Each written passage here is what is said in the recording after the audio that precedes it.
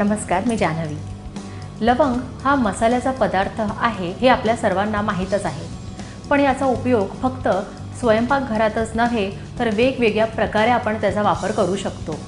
लवंग, लवंगाचं तेल, लवंगाचं चूर्ण अशा वेगवेगळ्या स्वरूपात आपण त्याला वापरू शकतो। काळी, तीव्र, उग्र सुगंध असलेली, दाबल्यावर तेलाचा अंश जाणवेल अशी लवंग उत्तम प्रतीची समजली जाते आणि तितकीच ती औषधी पण असते। लवंगेत भरपूर प्रमाणात कॅल्शियम, आयर्न आणि ओमेगा 3 फॅटी ॲसिड आहे। लवंगेच्या तेलात अँटीसेप्टिक, अँटीव्हायरल आणि अँटीऑक्सिडंट प्रॉपर्टीज आहेत, त्यामुळे अनेक विकारांवर ते खूप उपयुक्त ठरतं। जर सर्दी, खोकला किंवा घशाला सूज आली असेल तर लवंग भाजून तोंडात धरावी, तोंडात धरून चघळावी। त्याने सर्दी खोकला तर बरा होतोच, घशाची सूज देखील बरी होते आणि अस्थमावर सुद्धा बराच फायदा होतो। गरम पाण्यात लवंगाच्या तेलाचे 2-3 थेंब घालून वाफ घेतल्याने सर्दी, खोकला, व्हायरल आणि थ्रोट इन्फेक्शनमध्ये आराम मिळतो। पोटाच्या अनेक विकारांवर लवंग खूपच उपयुक्त ठरते।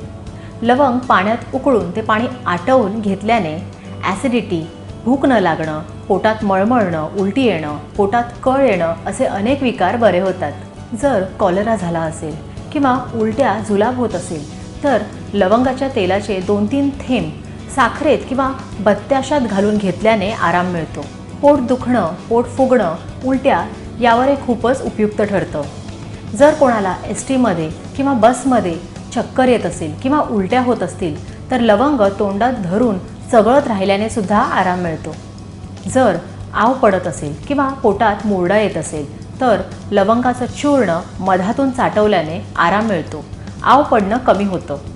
जर किडनी रिलेटेड किंवा युरिन रिलेटेड प्रॉब्लेम्स असतील तर लवंगाचा काढा घेतल्याने आश्चर्यजनक परिणाम दिसून येतात। मूत्रमार्गातील सर्व दोष लवंग दूर करते।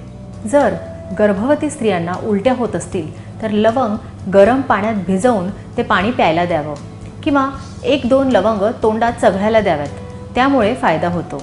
लवंग शरीरातील रोगप्रतिकार क्षमता वाढवते आणि अनेक आजारांपासून आपलं रक्षण करते।